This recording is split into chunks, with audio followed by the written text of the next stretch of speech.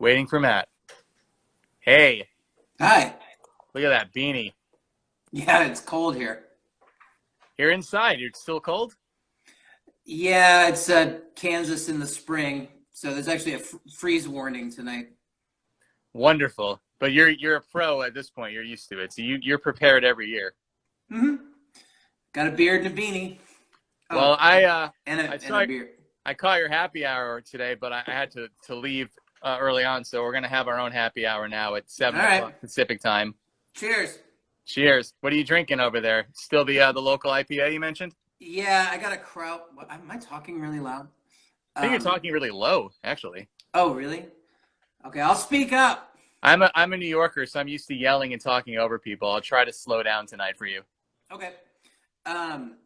Yeah, I got a crowler, like a 32-ounce can of this. So I had some of it earlier and some of it now. Do you remember your first beer? I have no clue what mine was. I'm just wondering if you know your first beer you ever had. When I was a kid, I remember sneaking my dad's Miller Lights and not liking them. Here they But are. Here it is. yeah, it was that can exactly. And the when I didn't start drinking until I was like 22, and I remember like back in the day, we would always drink Rolling Rock, which is really really bad. I think I've had it once or twice, and that's it. That's all you need. My favorite are ciders, but they're so sugary they make me feel like crap. Not even from the alcohol, just from the sugar. Yeah, you got to watch out for stuff like that. Do you do your best writing when you've had a beer or two, or do you try not to drink at all when you're doing like a serious writing session? I don't know that I've ever had a serious writing session.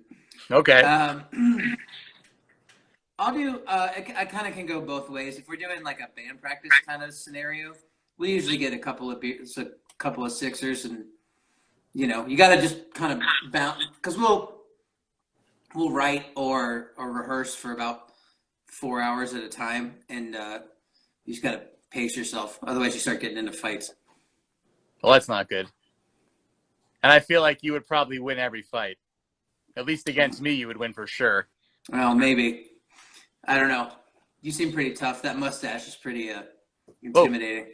see, look, No, I was gonna try to team up with you, but I'm too big. That's why I have the little version of me. It's too close. no, the beanie's driving me crazy. I've I will never. say I will say this: if you want to go back to having a full screen of you, because it is weird that I can see me and older me. How about that? Yeah, Am I too close? I don't think so.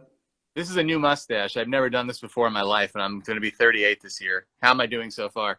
It looks pretty good. I actually just trimmed mine, and I nicked it a little bit there. But I have like a beard kit that I ordered from some company, and they give you like wax and beard balm, everything, like a little comb. I had no clue everything that there was so much that went into having a mustache. well, I didn't either with this beard, and it's unruly now because I can't go to the barber. But the yeah, the first time I grew this out, I started growing this out last year, and it was just like this. And so then I went to my guy Dan and had him like trim it down, but now I can't. I haven't been able to see him for like 3 months, so I'm So just have you? gonna go with the Oh, whole mountain man look. I was going to say, have you ever played a show with any of your projects with a beard, or this is like new for you also to have such a lengthy beard? The last couple of years I've had kind of a short beard, just like a face covering, Yeah. but then around like starting around like September, like Riot Fest time, I started growing this out. This is long though. This is Do you have like a goal? Like, are you trying to, set a record, like longest beard, or eventually you're going to just cut part of it off? uh, I don't have a goal. I haven't thought that far ahead. But I hope, It gets up to about 105, 108 here in the summer, so I could wow. see that being a thing. Now I'm super self conscious about my beard. All I right. keep looking at my stuff too. I think we both need to get haircuts somewhere. I don't know how we're going to make this happen for us. Yeah, I'm starting to get the beginnings of a mullet. That's also partially why I'm wearing the beanie. I But have these like, yeah, kind of a mullet. It's just like hanging, and like when you wash it, it's like even crazier. But I'm just going to look at you the whole time. So I'm not, now I'm self-conscious. Like, oh, am I okay? Yeah, I will say this is the new part of like modern performances and modern interviews is that you have to like figure out a way to look at yourself, and then I'm also like reading people's comments or reading like who's joined and stuff. Yeah. Even in the live stream, and then when I do the live streams, I have my kids there, and they're always laughing or fucking with me, and so I have to like it's like a whole new level of the worst it would be at a show is if it's like there's a TV on at the back bar, you know what I mean, and then you get distracted. I remember we played in Vegas 2 years ago, and they had like it was like a kind of a sports bar-y kind of place, and they had like 8 TVs that were all showing that movie Sausage Party.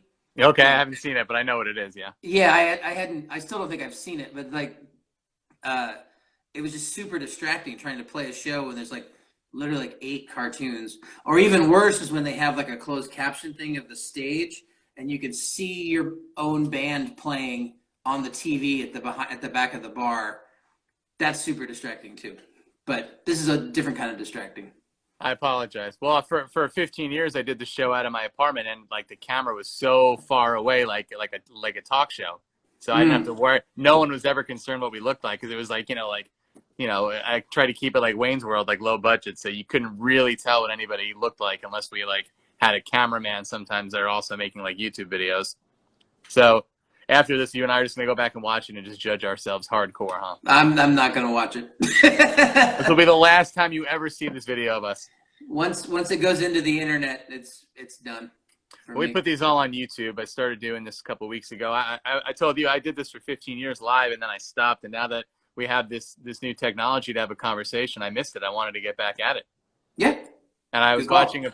watching people do live shows, which I like as a music fan. But like you said, a lot of times people go on themselves and they're reading the questions and there's no flow. So I wanted to shoot the breeze with you and just talk about anything, and then we'll obviously take some chat or comments as well. Okay. Um, so that's what we're doing here today. And so far, I think we're having a good time. I know. How many times a week now are you going live on your own page? I'm trying to do it like 2 or 3 times a week. I initially was going to do it every day, and then realized that was kind of absurd. Um, just for my own mental health, it was too much. That's my son Jersey. Oh, that's So, man, so at there's least there's a bunch of people I know who are on no, here it's cool. now. They're hanging out. So at least once a week you'll be on indefinitely, Yeah. and you could see yourself doing this into Christmas time if we have to. If there's no other way to perform, huh? I mean, I could see. I mean, if I'm being realistic about this, I don't think anybody's going to play any shows this year. You know, Yeah. I mean, maybe not the first half of. Sorry, I'm getting texts. God damn it. He's doing an interview here, guys. Come on. Yeah, that's the problem with doing these when it's on Instagram because it's on your phone. They're But, like, hey, what are you doing? Hello.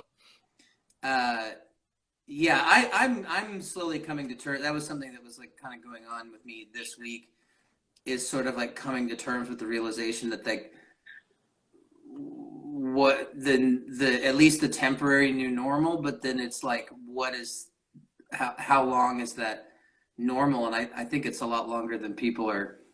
Well, I think it's going to be longer than people think it's going to be, and I don't know if live music's going to go back to the way it was anytime soon until there's, you know what I mean? Like we were playing shows with Dashboard, and it was like 1,000 to 3,000 people. Like Humongous. there's no way that it's like going to go back to that until there's a vaccine or until there's the herd immunity is a term I keep hearing getting thrown around. But Well, the good thing is, go ahead. I was saying the good thing about you is you have so many songs from so many projects. You could play a couple of times a week and not have to repeat so many songs, which is great. Yeah, I'm really learning that like my back catalog has been a big asset to me, which I didn't really. Some of that stuff I didn't even know that people liked. Like I did a couple of albums when my kids were little that was like children's songs, like called Terrible Twos, and like it was like a fart in the wind. Like it didn't get any attention at all. And now people are like, my 3-year-old loves that stuff. And I'm just like, wow, okay, well then those songs are easy. I just have to make the time to relearn everything. Like there's well over like 25 albums worth of stuff. So yeah, I need to like start doing like full album shows or something. That would be But cool. then it's like it's not just the time of the live stream. Then it's the time of like relearning things or learning covers or whatever else. After you've made so many great songs and albums, at this point for you, is it hard like to write something that doesn't sound like something you've already done because there's only so many melodies out there and so many chord progressions? Like, do you ever write a song and then you really listen back to it and say, oh, this sounds like something I put on an album 10 years ago? Or does that not happen to you? No, it does. It's kind of a bit like, so I've been doing this thing called Downwrite where I like write custom songs for people. Like, That's great. you can commission songs by me, and those, like, because it's just me and a guitar, it's kind of like there's only so many melodies, like you said. Mm-hmm. And so sometimes those repeat. They're sort of like simple folk songs or whatever, but the lyrics are all very unique, which is what I think really what people are paying for, that and the performance of it. But like, so when I come across something that is different sounding from sort of like that, I tend to kind of like squirrel that one away a little bit. But I have noticed actually going through, because now I've been going through like old demos and being able to put like, I had a side project record that kind of got lost in the shuffle for a while that I finally got to re-release.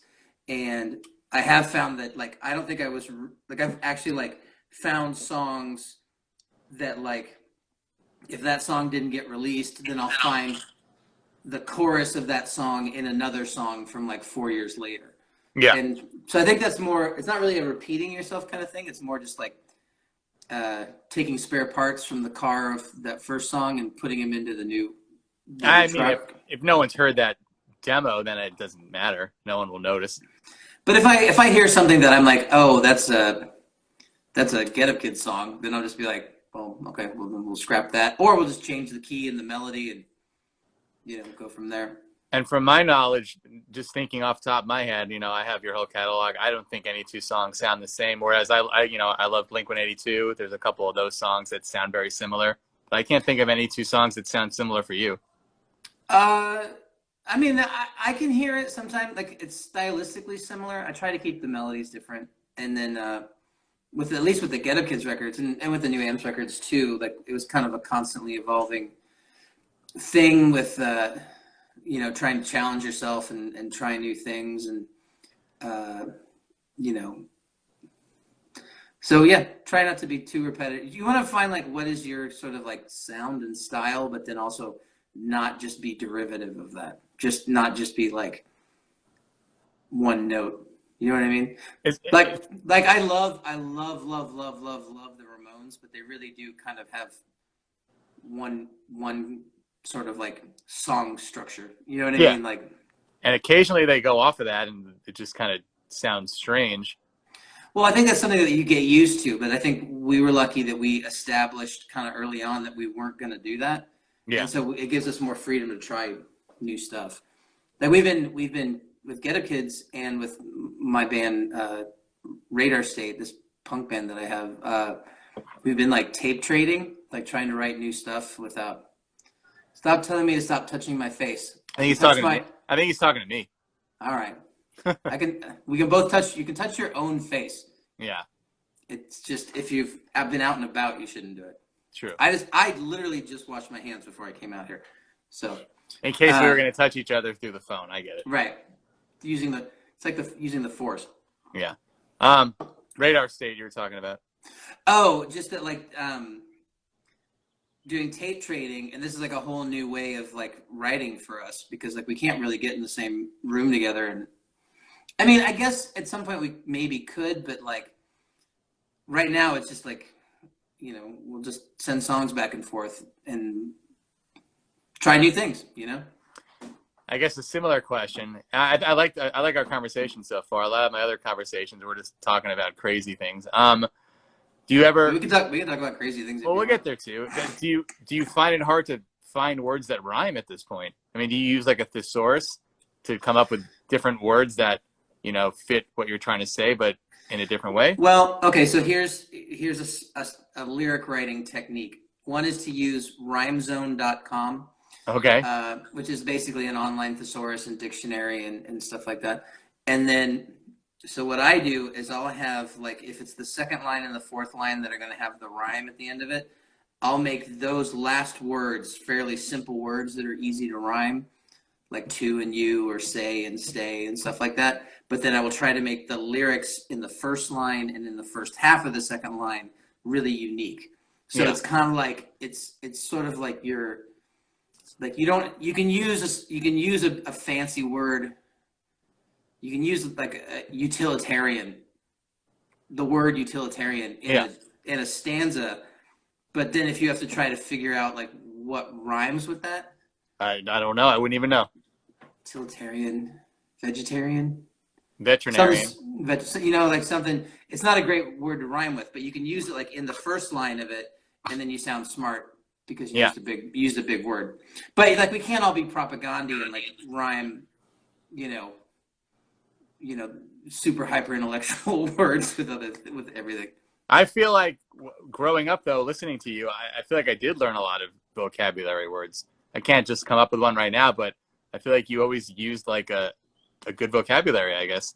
Words that I wouldn't hear in a different album that I was listening to. I try. You didn't even have that webpage back then. You just had it up here. Sometimes. I mean, I've had a thesaurus over the years, but I didn't really ever use it. I would write words down. Like if I thought words were cool, I would write them. Like I keep a notepad and like write them down, or like write phrases down and stuff like that. And then I made up some words too, like newfound interest in Massachusetts. Like newfound's not a word. You know, I never looked it up, but I often wonder if the New Radicals, you know, that group, I often wondered if he came up with the term frenemies. I don't think I ever heard that before he said it in the song, You Get What You Give. I don't know. Now people say frenemies all the time, but I never heard that word till that song in 1998. Who knows? We had to watch, so my daughter just graduated from high school Awesome. during quarantine. And she had to watch that movie Mean Girls for her. She had a feminism and film class in high school. Wow. Yeah, and it was just kind of interesting because like that's what I immediately thought of when you said frenemies. I also thought of Heathers, but we tried to watch Heathers. It hasn't aged well with her generation. A lot of homophobic stuff in Heathers. Yeah, a lot of that in most of those movies, in the 80s movies. I watched True Romance yesterday for the first time. That's a great movie, but also probably not for a high school class. Yeah, I remember liking True Romance. Oh, lost you there. No, I'm here. Yeah, a lot of that stuff is kind of like, we were talking about the concept of a 90s progressive, and it's like a 90s progressive, it doesn't cut it anymore. You know what I mean? Like, you need to go above and beyond that.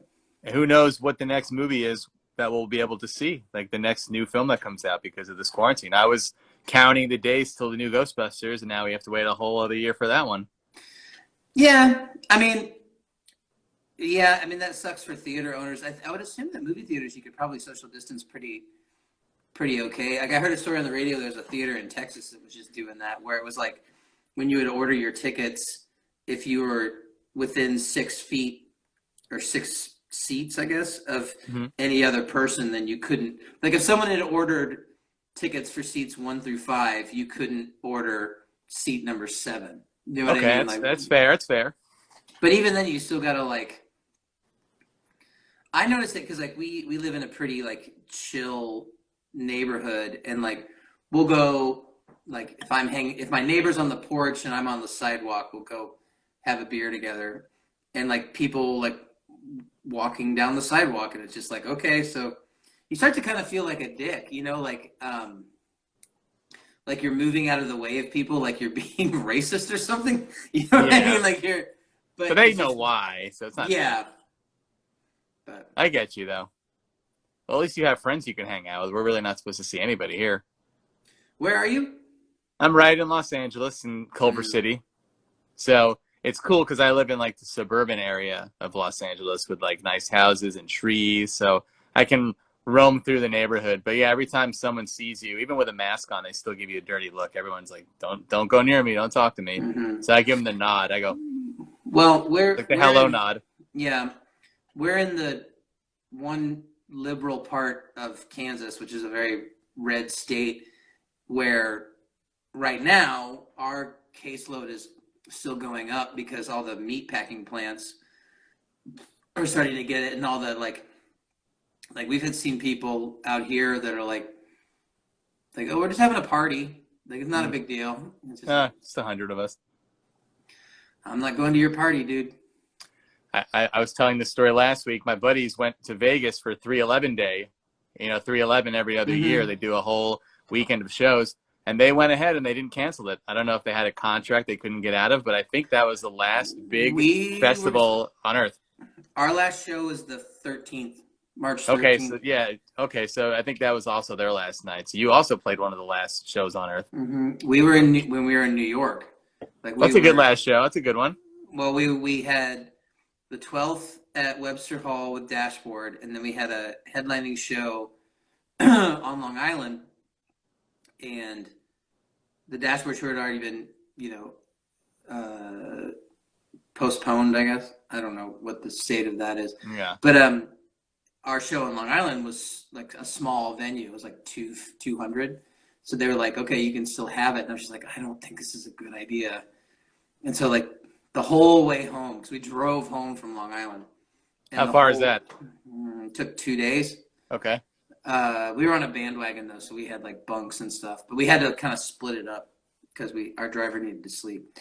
But the whole way home, it was just kind of like I probably got the COVID from some punk rock hardcore dude, because it was a rad show. It was kind of it was interesting because like we had sold out the club, but it was only like half full even at that point. So it was like 100 people, but it was like people like stage diving and crowd surfing and buying us shots and stuff. And it was just like, this doesn't feel, huh? Where I'm from Long Island, but I haven't been there in years. What was the name of the venue or what area?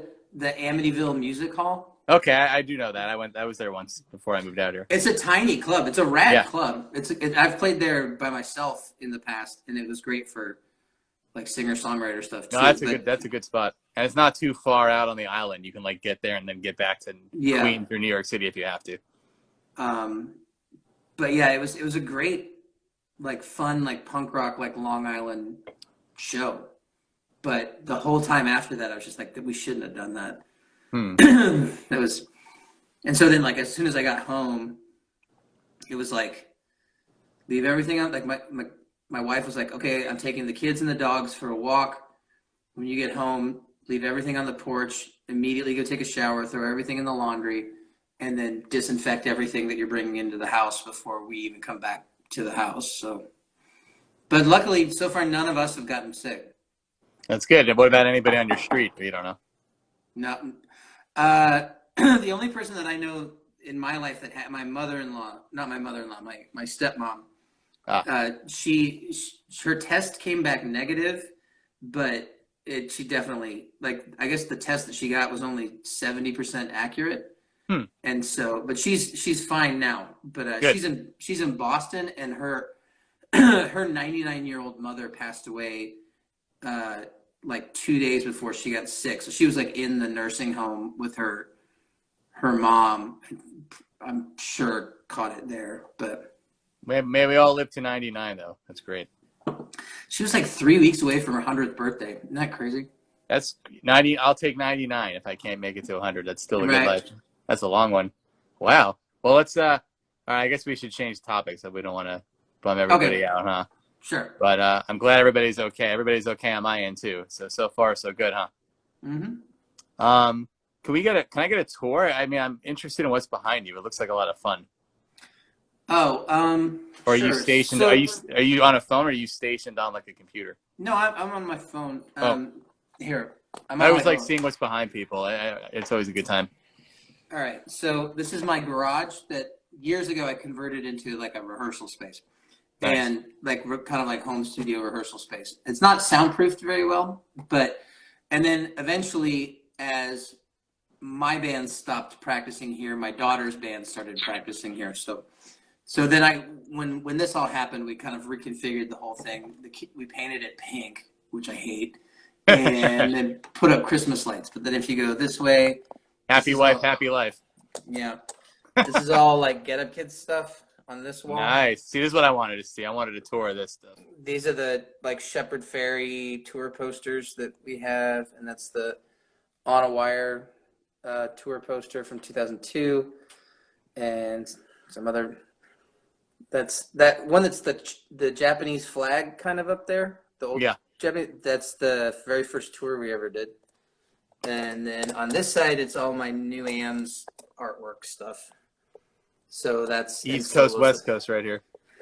Well, it's separation of church and state.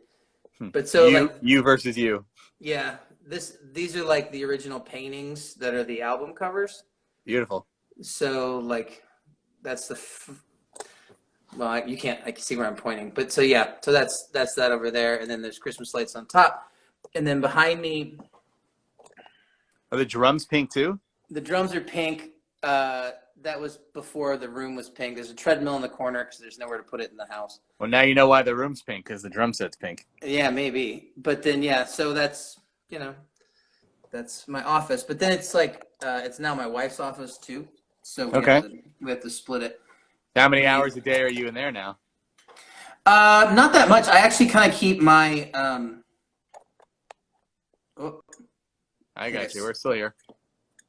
Did I switch it? Hang on. Yeah, I still hear you. That's good. Just switch it back. I'm trying to. I can't figure out how to do it. Top left, I think. Top left? Yeah. Come on, motherfucker. We'll get it. Don't worry. We still got 25 minutes. We'll figure it out. There we go. So, what were you? So you're not.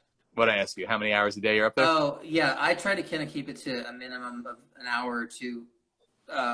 It's not really a man cave now. It's like you're sharing it. It's like a she shed and a man cave in one. Well, I mean, it is bright pink, but it never really was a man cave. It was kind of just a place that's off the house for me to go record. But then I don't really like working out here that much. It's okay, but so what I'll do is I'll like write stuff and record stuff out here, and then for the most part I try to spend most of my day in the garden, like building things, and we just built a chicken coop, and I saw earlier. That's awesome. And you have good nature sounds. When you were live earlier, you had the birds chirping behind you. It was nice. Yeah, I felt like I was there for a second. I guess that's the idea. Kind of feel like you're with you there, which is cool and fun. All right. Let's open it up now. If you guys have questions, feel free to post them in the chat. I'll read them off to you, and let us know where you're from. And I always like finding out where people are watching from. Since the beginning of time when I've done this, I always thought it was really exciting. So let us know where you're at and where you're watching from. Any questions you want to know. I feel like at this point you've probably been asked everything since you've been going live, but who knows? Maybe someone will surprise you tonight. And you're pretty much an open book, so we'll see what they got. It's also now they have to think about it. They've been waiting the whole time. They're like, wait, what did I want to ask? Oh, yeah. Hello from Seattle. Okay, that's cool. Welcome, Maura. Maura said they'd like a man cave. Don't we all want a man cave? Sure. Pennsylvania. Elliot, what was your worst show? It's a dark question. We played a show. Well, actually, in Philadelphia, we played a show at the church, which was a great venue, but that people were just starting fights, and eventually these two guys got kicked out because they were just starting a fight, right? Yeah. And then they went and got like 4 more of their friends and came back and started getting into a fight with the people who kicked them out of the show. Terrible. And there were ambulances called, and we walked off stage because on a couple of different occasions we've just been like, I'm not going to be the soundtrack to your, bullshit. Yeah, of course. And so that was a particularly bad one. And I mean, you don't have any songs about kicking ass, so it's not like you're even. Well, and then we would even try to like, it'd be like, okay, we're just going to play all the slow songs. And they'd still fight. Moshing on a wire. Yeah. Moshing to I'll Catch You. E. Medina says, will you do another tour with Dan Adriano? Could be nice. If there's ever touring again, then I'd love to tour with Dan. He's one of my favorite people. If not, you might have to do one of these split screens and play together through here. Sure. I did one of these with Chris from Saves the Day a couple of weeks ago, and that was pretty fun. But we couldn't sing together because the lag time was too bad. Yeah, I bet. Danny Tanner, don't get excited. It's not actually the real Danny Tanner, Bob Saget. But this Danny Tanner wants to know, what songs or albums does your family collectively enjoy? I guess thinking of yours. Yeah, we were just talking about, because I kind of unearthed this project that I did a couple of years ago called La Sorda. That was a kind of a collaboration project, and I hadn't listened to it in like a couple of years, and I put it on in the kitchen, and my daughter said that it slaps. So that's the new expression. People keep writing that. I didn't know what it was at first. It took me a couple of days. It's apparently specifically for music. Well, I guess that's the biggest compliment you can get from someone then, huh? Slaps. Yes. Awesome. Mark says, I'm from Philly, drummer of Hopalong. How do you feel about playing songs from your first LP or EP? Fine. Do you still get emotionally into it, or it's just like, like on automatic at this point? I mean, I think there's a difference between like performing a song where you're really sort of concentrating on what you're doing and you're trying to connect with the audience. You're not really, especially a song that's that old that you've played that many times. Yeah. You don't really think about the song. You think about kind of you're trying to connect with people and play it technically well. Sometimes I'll go back and like listen to stuff and I'll kind of still be like, oh yeah, I remember. Usually not the songs that we play like all the time. Yeah. But like songs off our first record that I don't hear very often, and I'll be like, oh wow, that's cool. Do you was there ever a song that became a crowd favorite and it surprised you? Like you thought it was a good song, but you just couldn't believe people were screaming it every night and needed to hear it every day? I always liked Mass Pike when I wrote the melody of it, and it was kind of a hard sell to get everybody to put it on the EP. But I am surprised, well, because it's pretty basic, and so I'm a little surprised that that's as popular. I mean, I know it's a catchy song, but like, it's sort of a throwaway song, kind of, like. But, do you have in your opinion like the catchiest song you've ever written? They're all pretty good, but the catchiest. Let me think on that. I don't know. Like I don't know. I mean, there's too many different by what metric are you measuring that? Like it's sort of. Well, like do you ever just at home and you get one of your own songs stuck in your head? Has that ever happened to you? Yeah, because like the thing that I always tell people, the thing that I really like the most about my job is when I write a song or we write a song and it gets stuck in my head before anybody else has ever heard it. Yeah, like that's exciting. That's like kind of a magical time for me. Ann Arbor is probably one of the catchiest. That's just my opinion. But Ann Arbor is a weird ass song. It changes time signatures halfway through it. Like it's got a strange, like. I think it's a catchy song. I mean, it's got some catchy parts in it, but it's also got some really like obtuse bits to it. But I mean, everybody has a different story of finding you. But when I found you, I was mostly listening to punk ska, Less Than Jake and Goldfinger, Suicide Machines. And then when I found you, it was just something different, but like satisfying, rewarding, because I hadn't heard anything like it before. So I had like, that was always in rotation, but then people in my car would say, what is this? This doesn't sound like the last 30 songs you played, which is a good thing. They were used to like the fast punk drum beat and like the same guitar chords. So that was my experience, and it expanded my mind. And then I found Dashboard and everything else after that, which is great. I mean, we ended up kind of like finding a home in that scene, but it really wasn't what we grew up listening to. So I can hear the things that we're derivative of in our music, but That's cool. I'm glad that you liked it. Did you have like a, because for me, your voice doesn't sound like anyone else that I listen to. Like when you started singing, did you have a voice that you were trying to emulate, like one of your favorite singers? Mac from Superchunk. Okay, I got to look it up then. That's what you, but Uh, yeah, because it was a very he and I have a similar register, and actually we toured with them at one point, and he lost his voice, and I came out and sang a song for them because he had lost his voice, and he was like, "Oh, you're pretty good at this," and I was like, "Yeah, I've been trying to sing like you for like 10 years." yeah, it makes sense. Well, that's cool though. I'm gonna have to look that up after the show, and for all the other people who are misinformed and didn't know up until this point, now we know. That's awesome. Keep the questions coming. Let's see. Mass Pike is probably the catchiest. Can't listen to Don't Hate Me anymore. They're all Same. great. Don't Hate Me is the catchiest. Okay. Oh, CJ Nixon, what is your favorite song from On a Wire? Hannah, probably.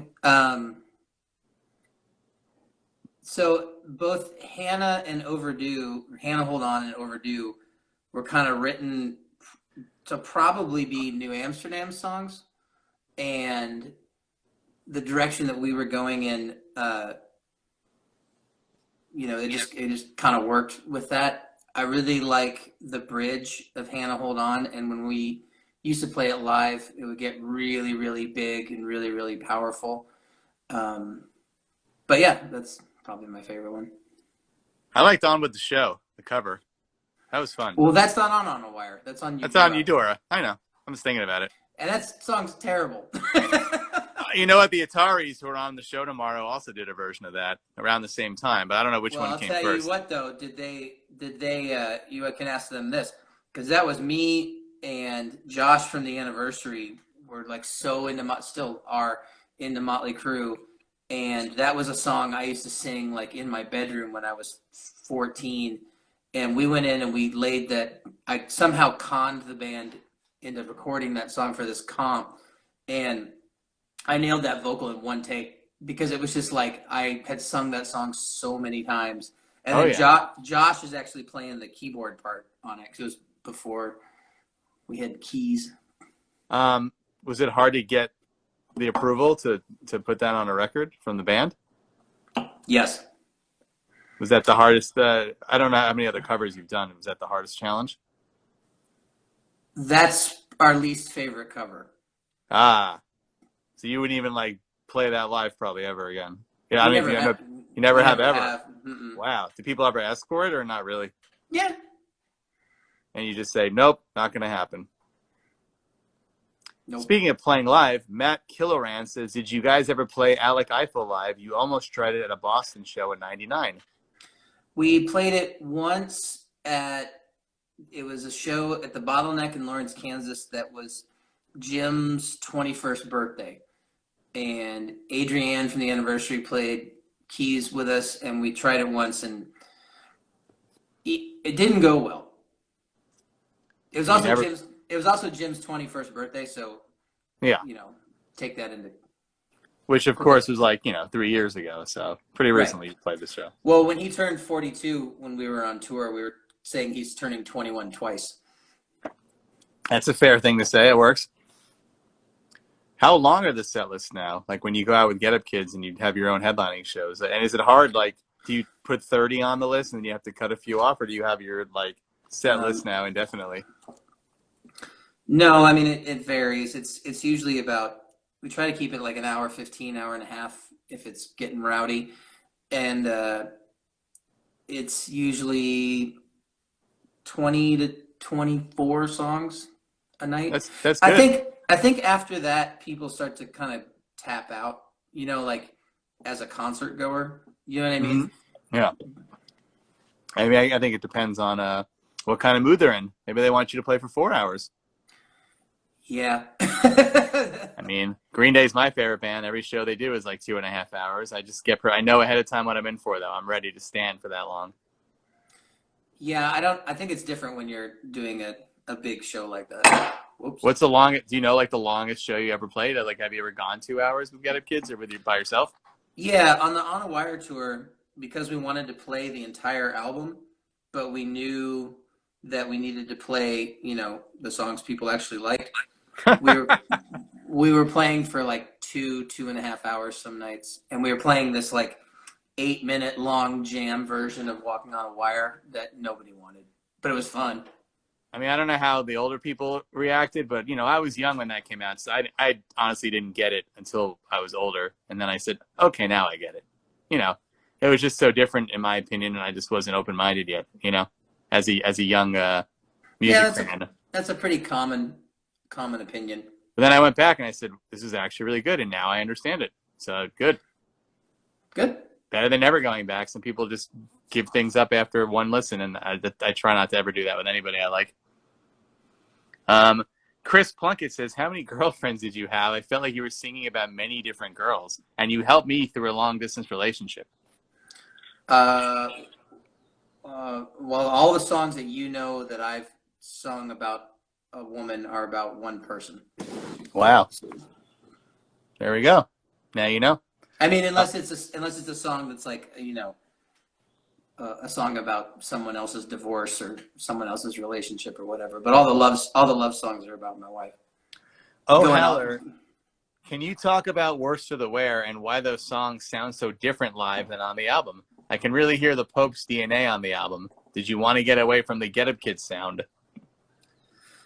I mean, I assume you're talking about like when I play them by myself, then they're always just going to sound different no matter what. Yeah. But when the New Amsterdams were touring heavily, I think when we kind of like solidified what that lineup of that band was, which was Bill, Eric, and Dustin, I think they wanted to put their own, stink on any of the songs. And also we were kind of towards the records after Worse for the Wear kind of went in a more like a little bit alt country-y kind of way. And, it's so I think we just want, and also just like I've always kind of been a proponent of like changing things up live. I like when bands do that. I do. But I don't like it when it's like we're going to do like a reggae version of a punk to still like sound like the song, but like not be exact. And I like when, yeah, I agree. I don't like when they change. Sometimes bands will change lyrics though live, and that gets confusing if you're singing along as a fan. I will do that only in like little bits and not change them, but maybe like change the cadence a little bit. And sometimes it's just because like I like the new way better, and yeah, or I'll add lines at the end, like screaming something. Well, that's cool. And then but yeah, like with Get Up Kids though, it's more of it's less of a like changing of how things sound on the record and more like amping them up. You know what I mean? Like it's more like it's going to try and sound as close to the record as possible, but like more intense and more in your face because it's it's a live show. You right. That's what you want. You don't want to be. Whereas for me and with New Ams, we would tend to make things a bit more like intimate sounding. You know, and I that's something that I try to do. Do you like when you play your own shows? And do you ever do shows where you're just sitting the whole time, sitting on like a stool? But that's all I've been doing the last 2 months. do you like that compared to like standing up the whole time, or does it not make a difference? I actually find that like as far as like singing, especially like projecting, like this is what I found. My posture is shit, right? Like even doing this now, I'm like leaning into this thing, and that singing, especially if you're going to sing something that you really need to project, is a lot harder to do when you're sitting down.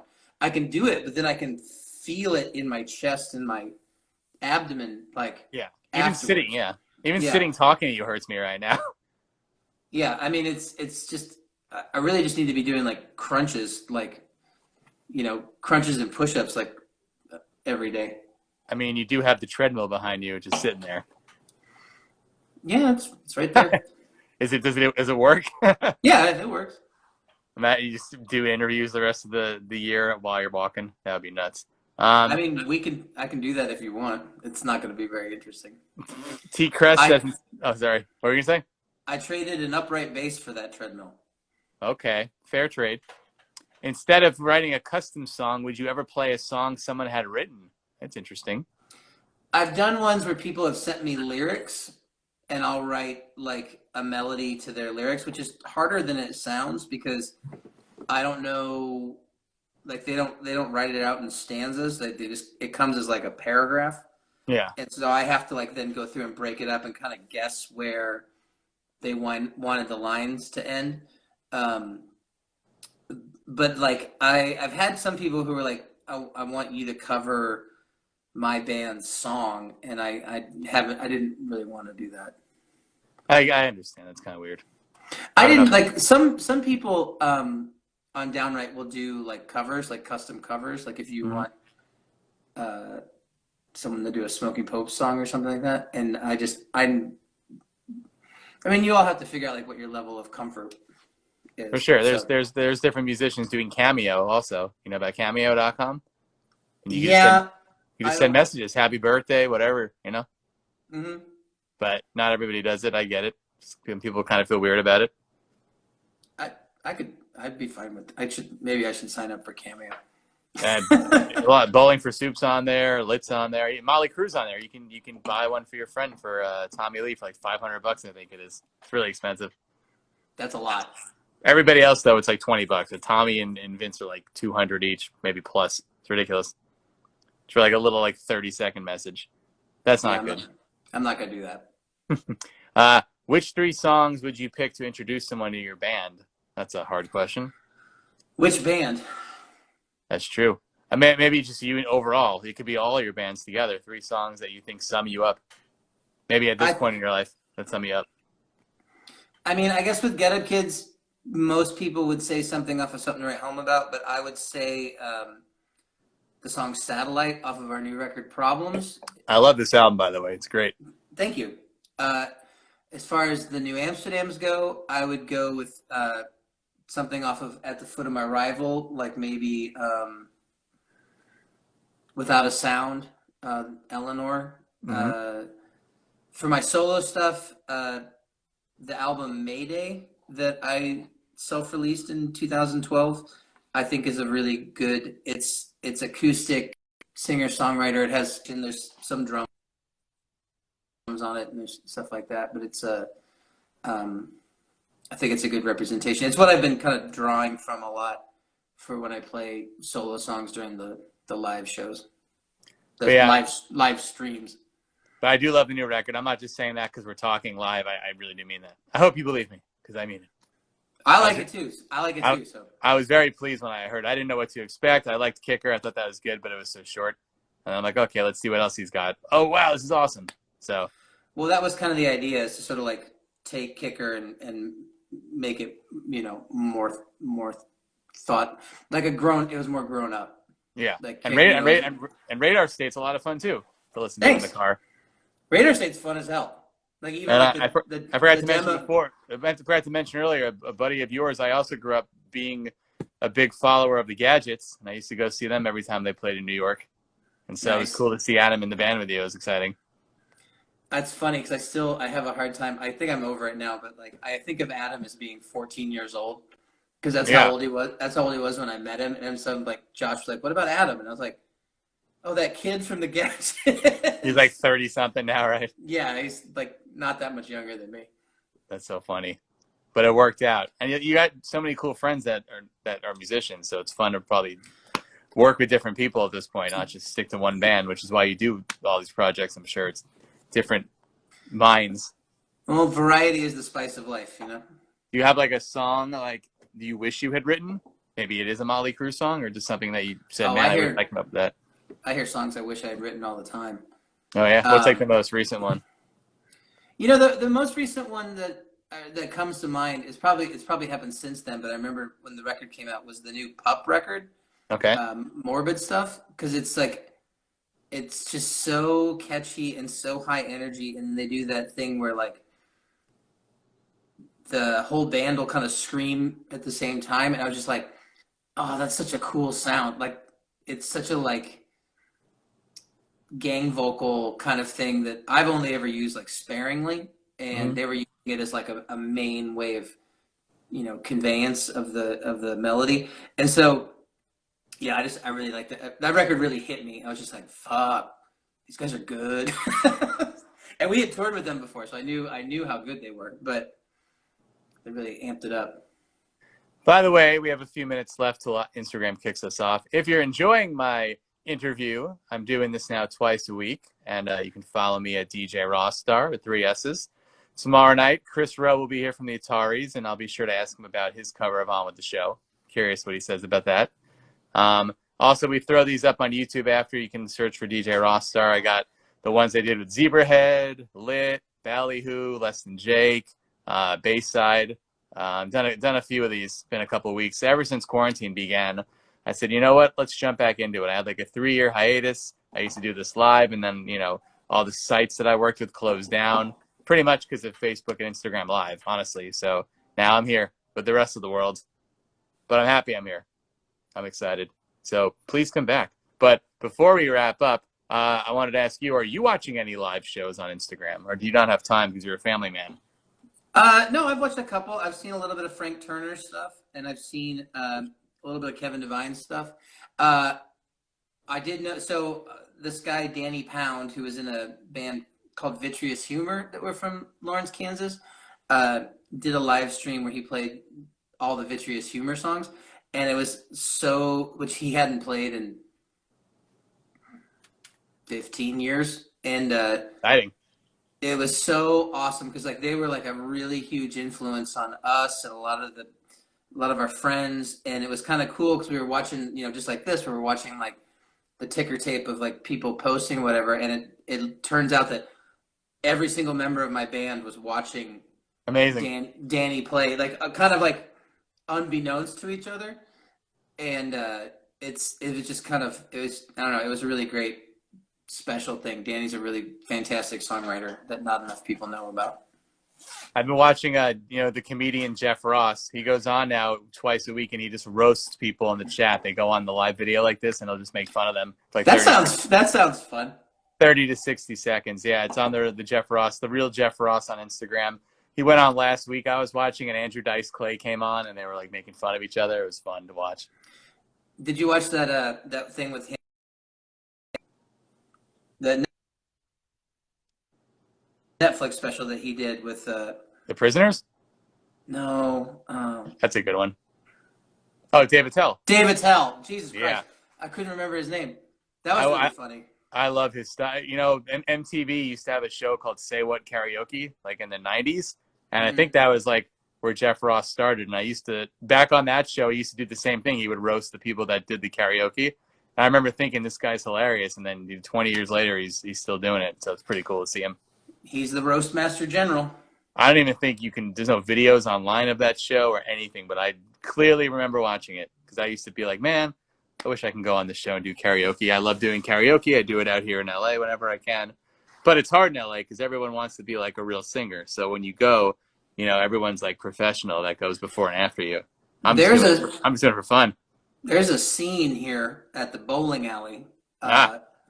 Every Friday night they do karaoke, and we've gone a couple times, and it's like the same, like it's like one group of like, it's like half like theater dorks, like Glee Club type kids, and then half like just random rednecks that like get up and like sing weird 80s country ballads and stuff. Those are the best kind. But it's so cool. They're there every week, and it was just such a like, I was just like, wow, this is like these people's community. This is awesome. Oh yeah. Well, especially over here, everyone's trying to get discovered in LA. So when I go, they're everyone's dressed up, like they're belting out, like they have their friends filming it for YouTube. They go all out here, of course. No one's trying to get discovered at a bowling alley in Lawrence, Kansas. So. They're just there to have fun, which is the most important thing when you're doing karaoke. All right, my least favorite part of the show, the 1-minute countdown on the top. I'm going to give you the floor really quickly before we say goodbye and tell them all the sites they should check out and where they can find you and where they can add you and where they can hear all the new stuff you've got. Super easy. Go to pryorsongs.com and you can find my Bandcamp. You can find my Patreon. You can find Downright, where I do custom songs. You can get a link to the Get Up Kids site, link to my merch store, yada, yada, yada. We're going to try and make a more definitive schedule of when the live streams are going to be, so we can post that. It's kind of just been like whenever the hell I feel like it. I'm not so in my own head with depression and anxiety that I feel like I can actually perform for people. I'm anxious now with the 30-second ticker. All right, but that's it. PryorSongs.com. Go there, and thanks for having me. I'm glad you're back. I went to your farewell show at the House of Blues in LA like many, many years ago, and you're back, and I'm happy you are. Thanks, man. So thanks for coming on the show, and have a good night, and cheers, everybody. Cheers. Talk to you later, man. Bye. Have a good night.